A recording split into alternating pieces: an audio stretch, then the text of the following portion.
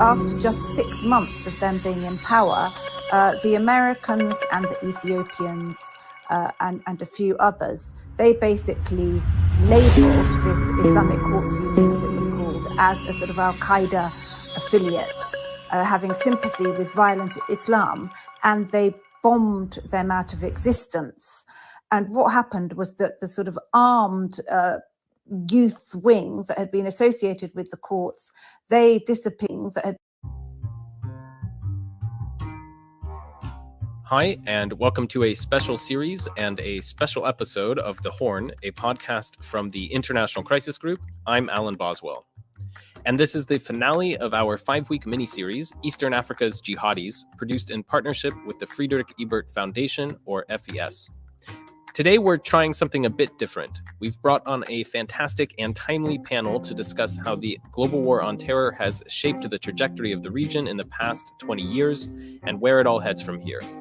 With us, we have Mary Harper, Africa editor at the BBC and author of 2 books on Somalia, including her most recent on Al-Shabaab, Michael Waldemariam, a professor and director of the African Studies Center at Boston University, and Marithi Mutiga, Crisis Group's Horn of Africa director. Thanks to all of you for coming on. Thank you. Yeah, good to be with you. Yeah, thanks, Alan. Now, we've done a little series here looking at the current state of jihadism in East Africa and a bit of its history. When we planned this, we didn't know we'd have such a dramatic backdrop as we've gotten with Afghanistan to sort of mark this moment. But as I was preparing this and looking back, I have to say I didn't quite realize how much, this 20-year period has really shaped the region country by country. When you go through from Sudan and the birth of South Sudan to Eritrea and Ethiopia to Kenya and Uganda and, of course, Somalia, it's difficult to find a country whose fate wasn't drastically affected by what happened on 9/11 and then, of course, subsequently. So, Mary, I'm going to start with you. We're fortunate to have you as you've been covering this region for so long. And we've been in this 9/11 era for, such a long time that it's difficult to really think back before then sometimes. So can you help us out?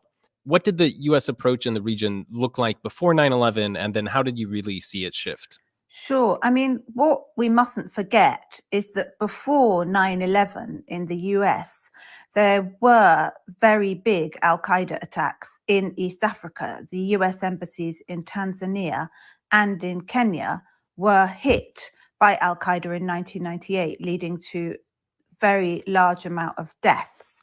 So in some ways, East Africa, the Horn of Africa, was already primed for this. Also, Osama bin Laden had for some time spent time in Sudan in the 1990s.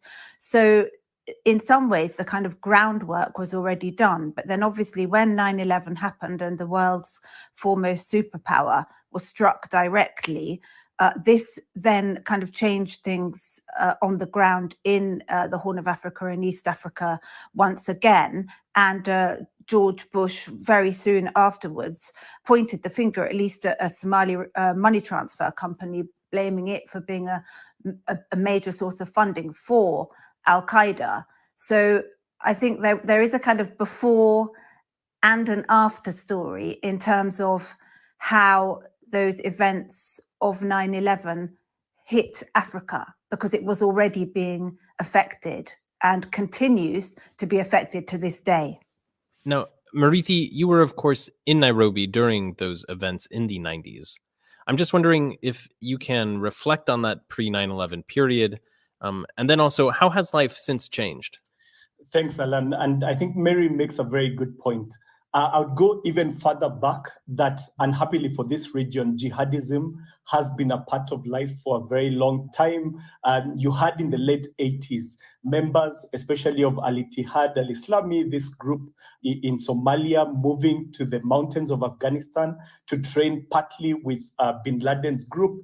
But then also you had recruits from places like Sudan, to a lesser degree, the Kenyan coast and Tanzania. And then, as Mary rightly pointed out, a hinge point was bin Laden moving to Sudan in the early 90s. And in that period, then you had a chain of events that touched this region very, very significantly. You had, for example, a few of bin Laden's early recruits moving to Somalia, training some of the people involved in the Black Hawk Down episode. You had the horrific attacks in Nairobi on August 7th. I was in high school at that time. My high school had just closed, and some of my classmates were actually right outside the embassy when the bomb went off. It was a period of profound shock, a period of profound confusion. Nobody had heard of Al-Qaeda. How has it changed the region?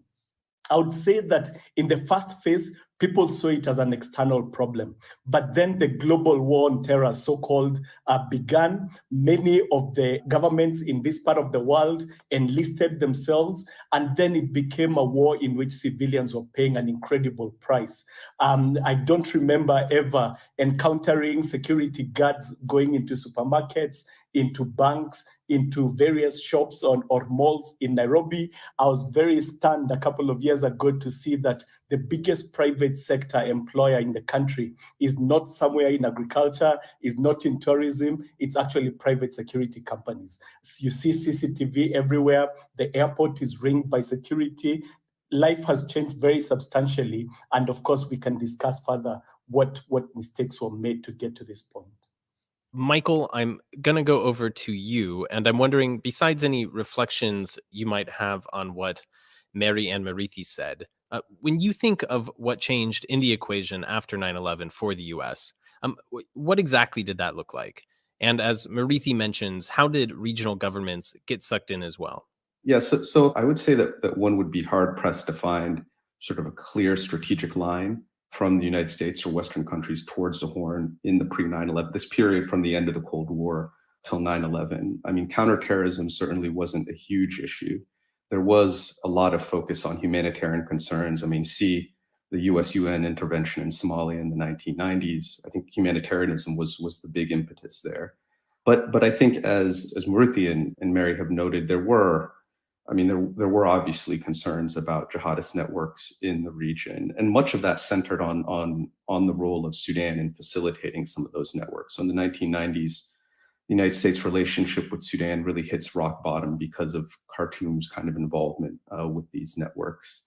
And the United States begins to support, in a strategic sense, a kind of alliance in the region to contain Sudan. I think it's important to mention this. So Uganda, Ethiopia, and Eritrea. And so that, to the degree that counterterrorism matters in this period in the 1990s, it's part and parcel of the strategic containment of Sudan.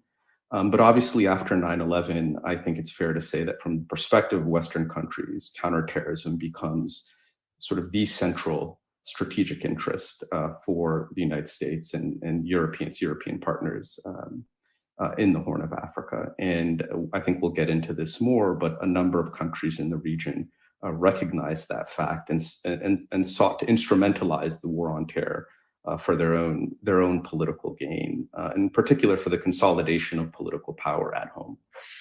Thanks, Michael. And of course, that strategy you mentioned about containing Sudan from the U.S. also in practice bolstered the SPLA rebellion in the South with, of course, major consequences later. That segues me pretty well to taking us into a bit more of these specifics rather than the broad scope. Of course, I think when people think of the war on terror in this region, they often think of Somalia first. But I'm actually going to first go and ask about Sudan, which we've already started talking about, because I think in some ways, Sudan was the place where perhaps the earliest effects of this big overall change was perhaps most felt. Now, I'm going to punt this one over to you, Marithi. Obviously, Sudan was already on the state sponsor of terror when 9/11 happened. But then how did 9/11 and the events that follow really change the direction of that country, really significantly? Yes, so of course we have to remember that the coup in 1989 that brought Omar al-Bashir in power was very much supported by an Islamist group that was further to the right of people like Bashir. And so he felt under pressure to prove his Islamist credentials. Of course, then there was a degree to which he became host to a number of groups that were just more than Islamist, were perhaps more Salafi jihadists. And then when 9/11 happened, I think Bashir saw a threat to his survival. I think the most important development was the ouster of Saddam Hussein just 2 years later. He saw this as an existential threat. So while we should not overstate this, it's important to note that Bashir was already under very significant cross-party pressure over in DC because of the abuses in Darfur. But to ensure the survival of his regime, he began to offer substantial counterterrorism cooperation to the US. And in this period, when he was in a very weak position, then, of course, we know that the long struggle for South Sudanese independence had been bubbling for a long time. They were demanding a referendum on secession. And I think in that weak moment, it's very important to recognize what a massive concession it was, even for a weak Khartoum, to agree to the comprehensive peace agreement, but they did. And I think that's one of the significant developments that took place in the region. The fact that these autocrats saw that to survive, they had to enlist somehow in the so-called war against terror, but also very significant domestic developments happened in that period.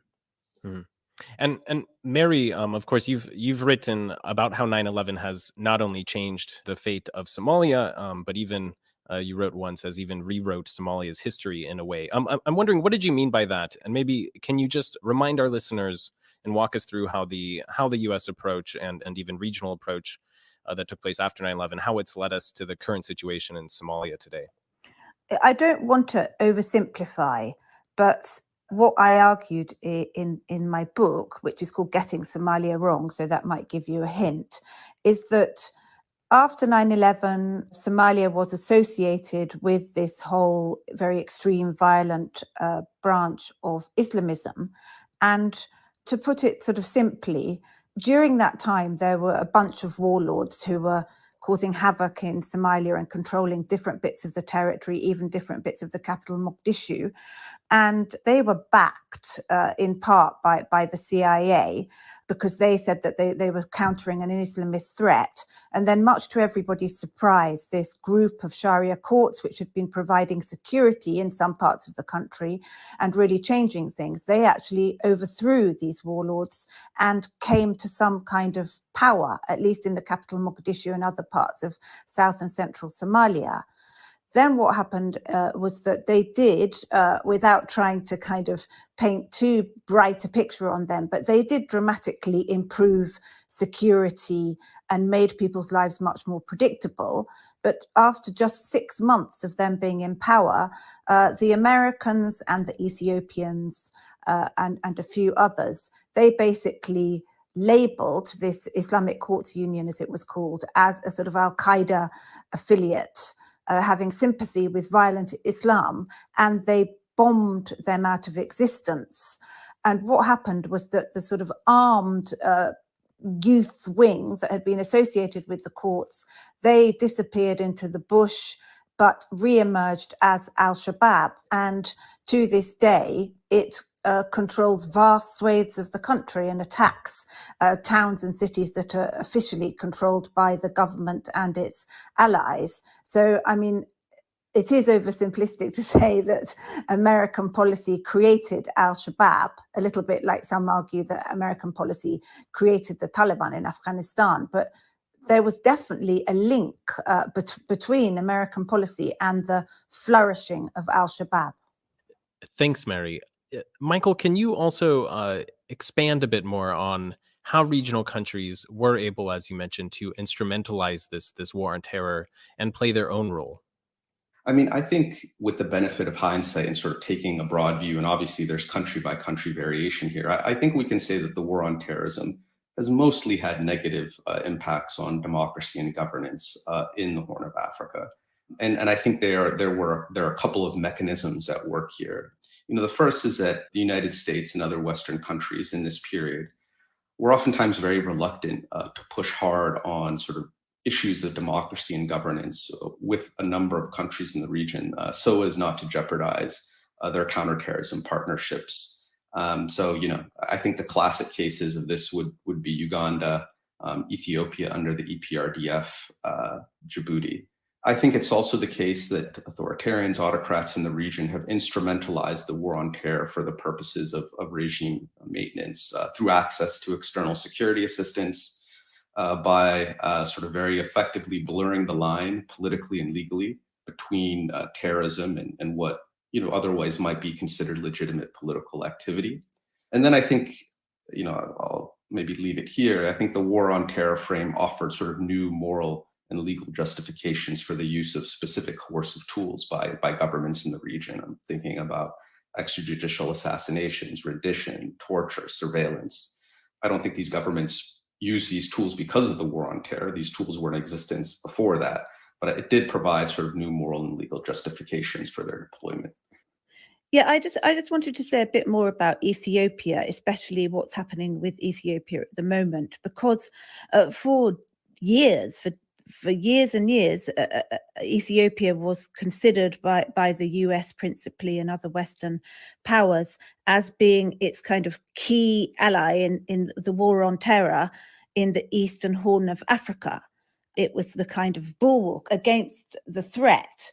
And what I'm really fascinated to see what happens now. You look at the way that the US is speaking to Ethiopia in terms of the war that's going on in the Tigray region and beyond.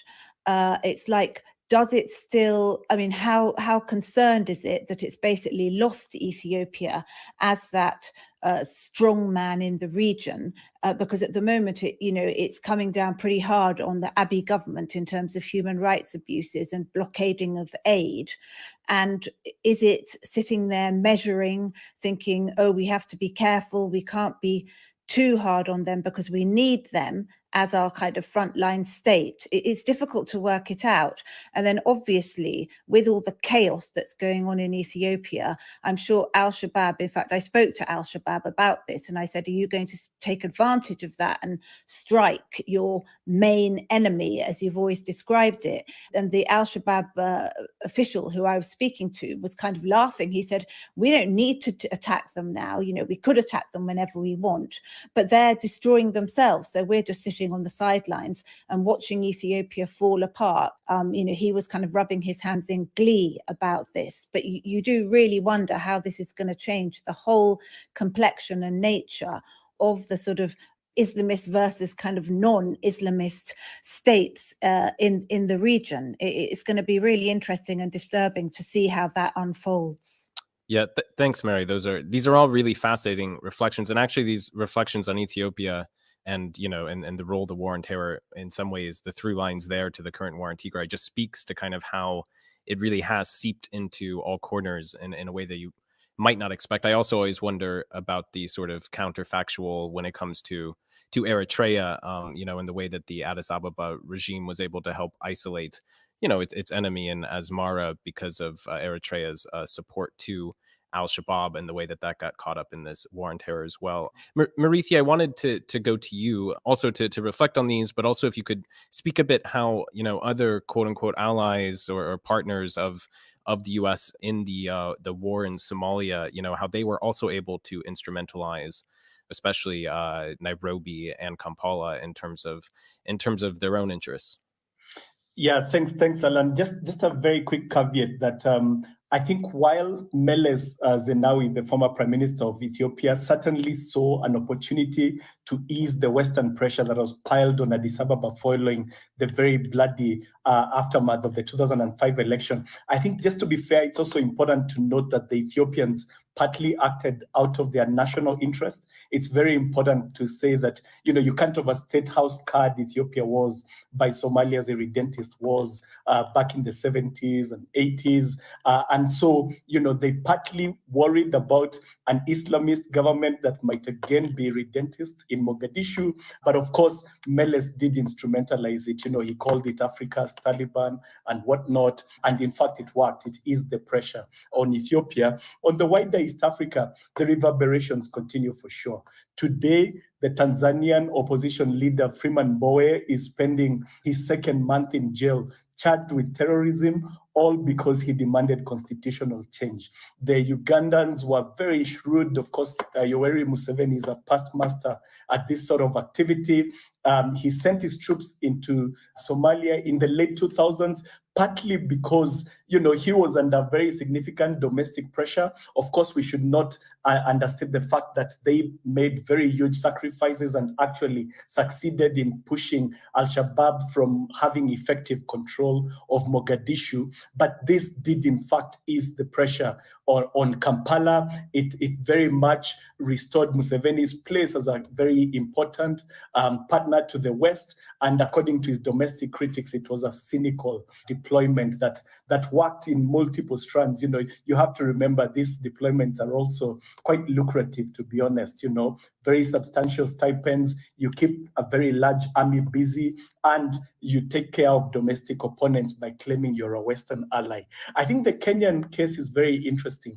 The Kenyans decided that Al-Shabaab was becoming an intolerable threat in northern Kenya. This is still debatable, but they intervened in Somalia in 2011, but in a way that has ended up redounding on Kenya in very negative ways. You've had waves of attacks in a country that doesn't have the same security apparatus that Ethiopia had or that Uganda boasts today. You've had tensions between Muslims and Christians, partly because Al-Shabaab tried to attack churches to divide society. You had a very bad effect on tourism. And so I think Kenya has been one of the worst affected countries, partly because it was really a mistake for the Kenyans to intervene militarily while knowing that they don't have the domestic capability to take care of security. And quickly, Marifi, before I move on, I'm just wondering, we've talked a lot about, what the U.S. got wrong. I'm wondering, do you think the U.S. got anything right in the way it went about after 9/11 in this region? I would say that it's often sometimes simplistic to always criticize the military first method. I think to a certain degree, when Al-Shabaab began to ally openly with Al-Qaeda, it declared its allegiance. So the initial intervention was very wrong. To a certain degree, the later American support to help, as they call it, degrade Al-Shabaab's capacities was probably quite effective. Only that, like in many places, there was no strategy of what would replace Al-Shabaab when it was pushed out, for example, of urban areas. There was no plan to stand up domestic capacity to govern some of those areas. And so while some of the military interventions may have given some space to domestic government actors, I think the problem was there was an absence of a strategy of what would replace the militants when they were pushed out. And of course, in the event, they quickly came back, as Mary has recorded, and now are able to employ their taxation methods almost across the country. Great, thanks everyone. I think that gave us a very broad tour of many complex situations. Michael, I'm going to give you the last word, and then I'll take us to discussing looking ahead a bit more rather than just looking backwards. Mary makes a really interesting point. It's interesting to me. I wonder if I guess what you could describe as a very sort of tough U.S. line on Ethiopia would have been possible in 2005, 2006, 2007. And I think in an interesting way, the U.S.'s approach to the crisis in Ethiopia, particularly the conflict in Tigray, tells us something about the way in which the war on terror frame has declined in relevance from the perspective of the United States and its Western partners. It's clearly not at the center of the conversation for U.S. policymakers in a way that it was 10 years ago. And I think that's something that's interesting to acknowledge. You mentioned the case of Eritrea. I mean, that's kind of a unique, the impacts of the war on terrorism on Eritrea, were unique. Obviously, it fed into its international isolation. Ethiopia and Eritrea had a rivalry that really emerged in a significant way in 1998 over border and other issues. And effectively what happened as a byproduct of the war on terror is that the United States intentionally, unintentionally began to favor Ethiopia in the context of that rivalry, in large measure because Ethiopia was such a crucial counterterrorism partner in Somalia. And so that led to a kind of chain of developments in which relations between the United States and Eritrea got much worse, which then sort of paved the way for Eritrea's international isolation and for like the United Nations Security Council. Just a final point that, an issue that Marithi talked on, sort of what, success is in terms of sort of the war on terror in this region, and sort of Western policy, because we have talked a lot about the negative. I mean, I think if you look at it from a sort of narrow, sort of national interest perspective, there haven't been attacks on the U.S. homeland from groups emanating in this region in the last 20 years, at least, and attacks on sort of Western assets in the region. All right, thanks everyone. So, Mary, I'm going to come back to you and do a bit of a segue. As I mentioned at the start of our conversation, and has been evident throughout this mini series we're doing on jihadism, we couldn't have had more dramatic events, I think, to mark this 20 years as what we've seen out of Afghanistan. And so it's difficult to sort of look ahead without, reflecting on what's happened in Afghanistan. Mary, you've, written extensively about al-Shabaab. As you've been watching the events in Afghanistan and how that played out, how do you think this will shift both the conversation, but also actually the events, future events in Somalia? And how has this all looked to al-Shabaab? Yeah, that's a great question. Al-Shabaab, from what I understand, is pretty thrilled that the Taliban have achieved what they have achieved. And in some sense, there are some signs that it's given al-Shabaab a bit of a momentum in terms of its activities on the ground, even though it's a bit too early to say how successful al-Shabaab is going to be with this kind of injection of energy and, I suppose, optimism on their part. I often sort of think to myself, what would happen if al-Shabaab took over in Somalia? Because they do govern, this is probably quite a controversial thing to say, but they do govern better in many ways than the alternatives that are trying to exert any kind of authority in Somali's regions or federally. And the population of Somalia, even if they don't like a lot of what al-Shabaab stands for, they say, well, at least in al-Shabaab areas, there's a degree of predictability, there isn't corruption, legal cases get sorted out quite soon, taxation is efficient, and at least some of the taxation goes towards kind of community projects. I, in fact, know Somalis who've sent their families out of so-called government-controlled areas into al-Shabaab areas because they say actually it's safer for them there as long as they abide by the rules. And obviously, the West and the Somali authorities in Mogadishu and in the regions, obviously they would fundamentally disagree and say it would be an idea of hell if al-Shabaab took over. But maybe, we don't know how the Taliban is going to perform this time. We don't know exactly how severe they're going to be. But maybe if the Taliban establish a government that is obviously going to be repressive and sort of anathema to a lot of what the West stands for, maybe it isn't going to be as bad as it was and as bad as people imagine. And maybe that will give those that believe that the only way that Somalia is going to get sorted out to any extent at all is to have some kind of deal with al-Shabaab. If al-Shabaab is prepared to accept that there would have to be negotiations, and eventually al-Shabaab would have to be part of the political structure. So I think it's going to be really interesting, number one, to see what happens in Afghanistan under the Taliban and whether that can teach any lessons about some sort of future involvement of al-Shabaab in the governance of Somalia, the sort of formal recognized governance of Somalia, and also to see whether al-Shabaab takes more inspiration, not only militarily, but also in terms of establishing some kind of government, which is what it sees it has already. It tells me it has a parallel shadow government in Somalia, and I think that's true. And what kind of inspiration it will take from the Taliban now being the government rather than a shadow government.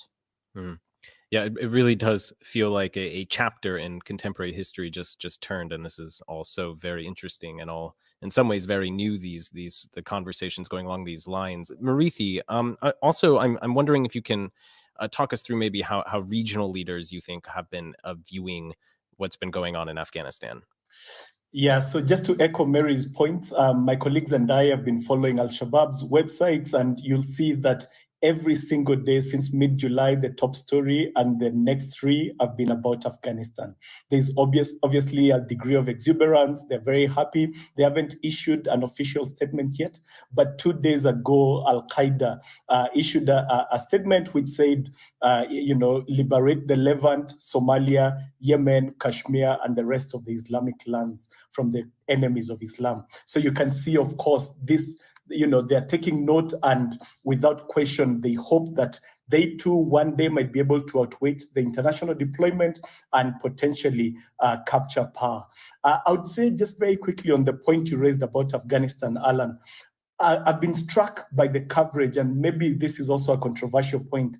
A lot of the coverage has focused on what will life be like for Afghanistan and for Afghans in the days after the Taliban captures power.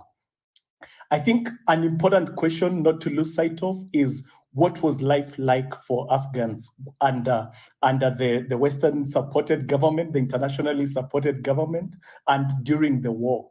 And I think this comes to Mary's point about what kind of governance do these governments that receive massive amounts of foreign aid, what kind of governance is the Somali government giving its people today?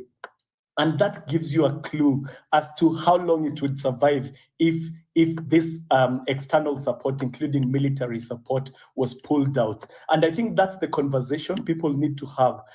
It's almost acting as if you have a government, but in reality, what you have is a small elite that's benefiting from these millions and millions of unconditional aid that's flowing in, and therefore have no incentive to offer services to the people, which is why, even though life can be quite harsh in the Al-Shabaab controlled areas, you have predictability, you have peace, and you have a degree of governance that may be very crude, but also that delivers. And I think that's the conversation people need to have. How are regional leaders looking at this? Again, I would twin this point with what happens next. I would say that if Al-Shabaab can demonstrate that it does not still, as its propaganda likes to pump out, aim to engage in irredentist wars. It does not seek, to try and take back Djibouti, Somaliland, the Ogaden region, northern Kenya, which is not really a very realistic goal.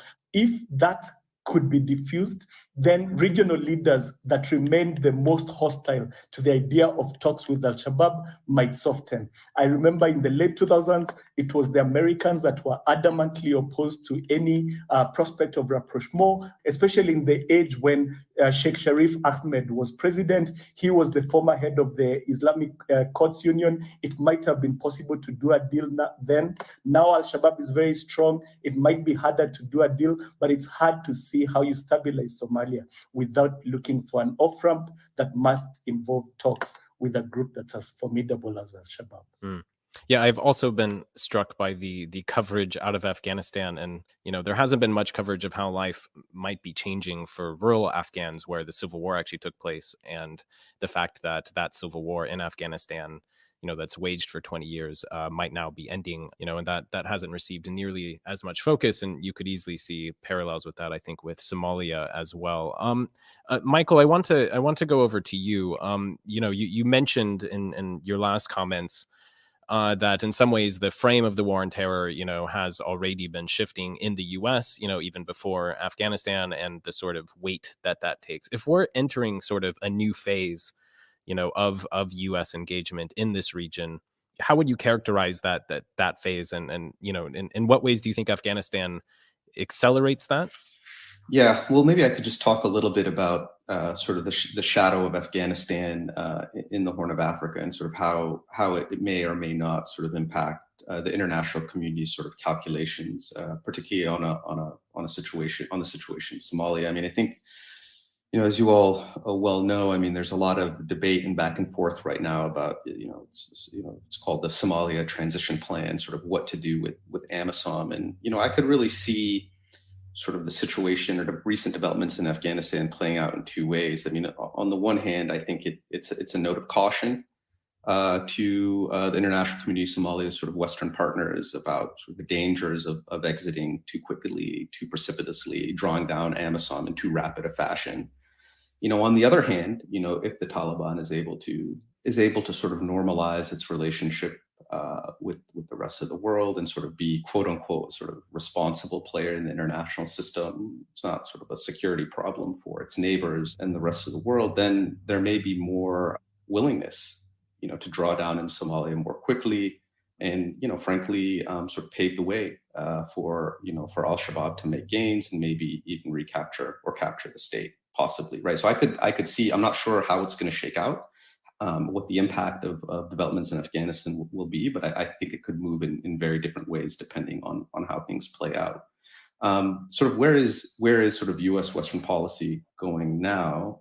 It's hard to say. Obviously, counterterrorism still is a concern. So I don't want to suggest that it's not. But I mean, you obviously are all aware of discussions around again, quote unquote great power competition and the challenges that China, Russia pose from the perspective of Western countries in the Horn. So I think that's one frame that will be relevant. And the risk there, of course, is that if that becomes the frame for Western engagement in the Horn, then you are kind of perpetuating or creating the same pathologies of engagement with countries in the region that existed in the War on Terror. That is putting aside really essential questions of democracy and governance in pursuit of these broader security interests. But I would say that we are at a moment in which, and Ethiopia, I think, is an example of this, where it has become more possible for the United States and its partners to really engage robustly on humanitarian issues, human rights, governance,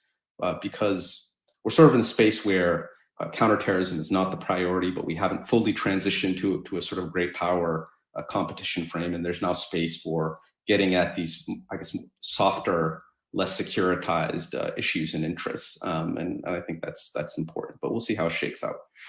Okay, everyone, this has been an incredibly rich discussion. I think I'm going to close things out by posing the same question to all three of you and asking, what might a better approach, both from the U.S. and regional governments look like when it comes to, what is still a jihadism threat in this region.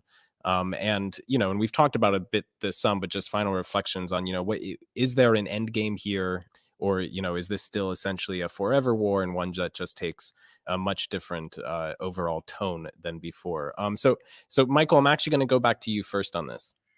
Yeah, well, I mean, sort of two issues I'd mention. I mean, I think from the perspective of countries in the region, but certainly its partners, international partners, I think prioritizing sort of essential questions of democracy and governance is important. I've always believed that's important, and that is, I think, one way, albeit an indirect way, of addressing some of the underlying grievances that have fueled the terrorism problem in the Horn of Africa region, much of the rest of the world. And then, to sort of piggyback on a point that Maruti made earlier, I mean, I think the terrorism problem in this part of the world really calls for, at this point, some political solutions, particularly when you recognize that a group like Al-Shabaab itself is rooted in some local grievances, local rivalries and dynamics. And I think one unfortunate consequence of the war on terror was that these local rivalries and grievances were securitized so much that it became very difficult to approach them through a political lens, right? I mean, there was a moment in the war on terror where there was sort of no middle ground. You're either for the terrorists or you're not, right? And that made it very difficult to deal with local grievances and local groups that had aligned with these international jihadist networks, but were not really of the same stripe. And so I think political solutions are really what's needed, as difficult as it may be. And Mary, if I may, if we've been getting things wrong, then what does it look like to get things right? And do you see, what do you see as the end game? In some ways, I feel more pessimistic than I felt in the last couple of decades about not only the future of Somalia, but about now, because of what's happening in Ethiopia, the future of the whole region. Because at the moment, the Horn of Africa has lost its rock of stability, even if it was a very authoritarian rock in Ethiopia. So how that's going to play out, I find it frankly pretty terrifying. But in terms of the more positive possibilities, taking a cue from Michael, I do think when you look at Somalia, for example, there is much more of an appreciation internationally, regionally, and locally that you can't solve this problem militarily.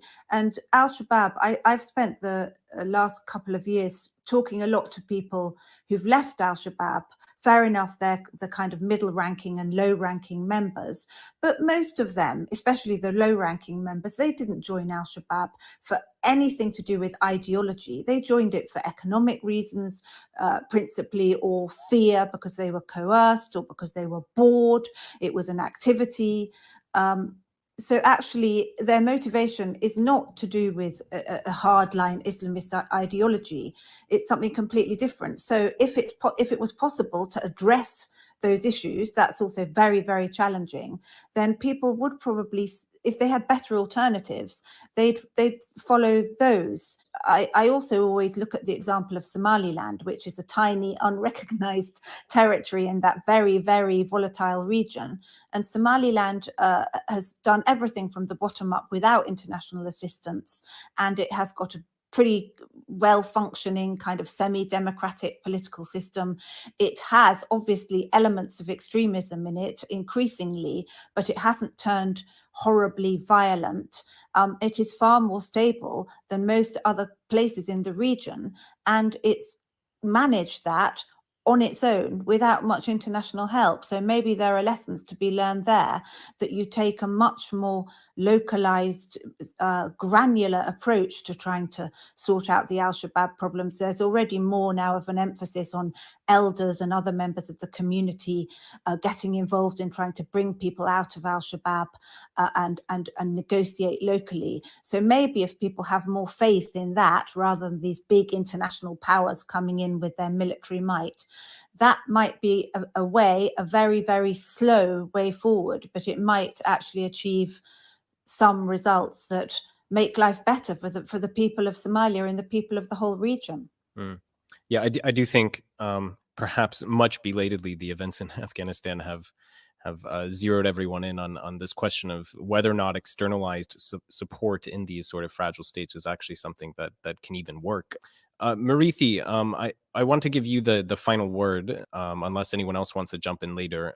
And obviously we've been focusing a lot on the U.S. approach, which you can also do, but also I'm wondering if you can sketch out, how a regional approach might look like, regardless of whether or not it's a U.S.-led war on terror. The region does face a risk and threat from these ideologies, and what would be a better approach going forward, and where do you see this heading? In terms of the region, two things. One is that, of course, there will have to be a security component to this that calls for very significant cooperation. On paper, there's cooperation. There's the IGAD Counterterrorism Center for Excellence. But in practice, this remain very siloed national approaches. And the truth is that the militants are incredibly adaptive.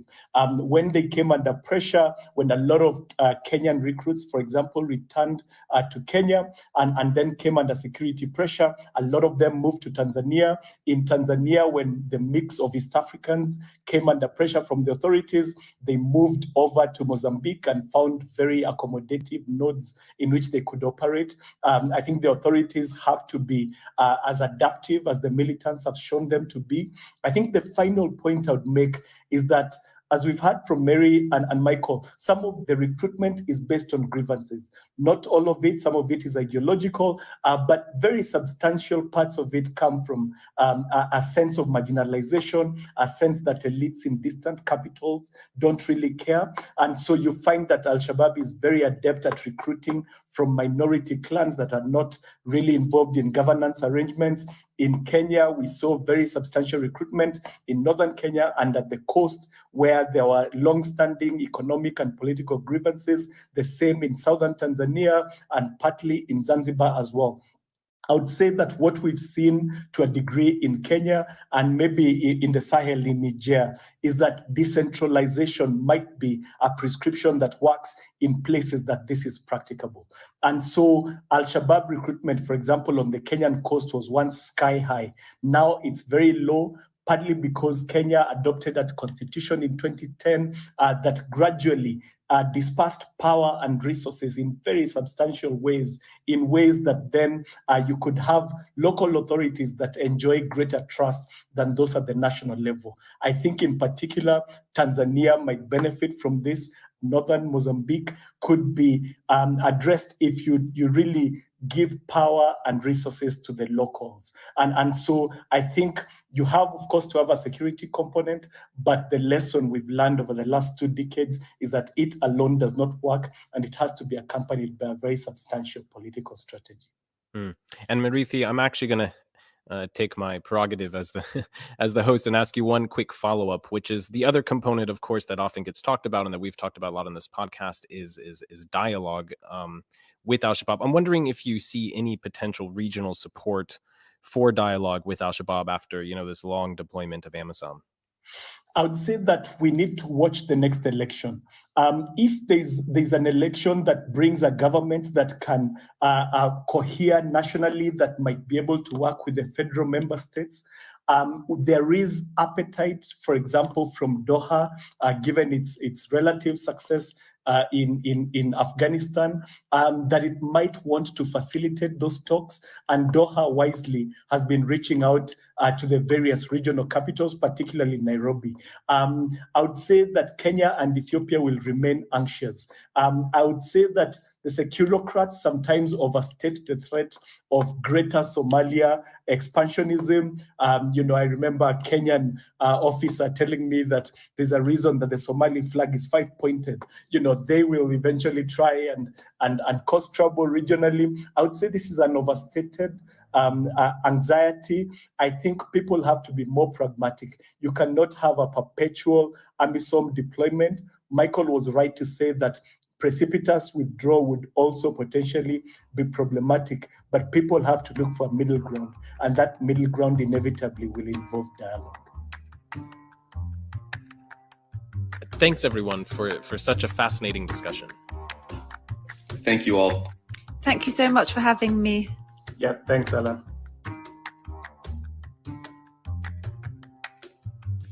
Thanks for listening. Once again, The Horn is a podcast from the International Crisis Group, and this special summer series is produced in partnership with the Friedrich Ebert Foundation. As a final note, since this in some ways closes out the season 2 of the podcast, I need to acknowledge the colleagues in the Horn of Africa team and from our headquarters in Brussels who help us bring you this podcast every couple weeks. And a special thanks to Marithi Mutiga, one of our panelists today, who is very active behind the scenes in every episode. The quality of guests and discussion we aim to bring is very much a product of his dedication and support as well. And thanks also, of course, to you, our listeners. We always love to hear from you. Drop me a note at aboswell@crisisgroup.org or on Twitter @AlanBoswell. We'll be back soon with more. This episode was produced by Maeve Francis and Ida Holly Numby.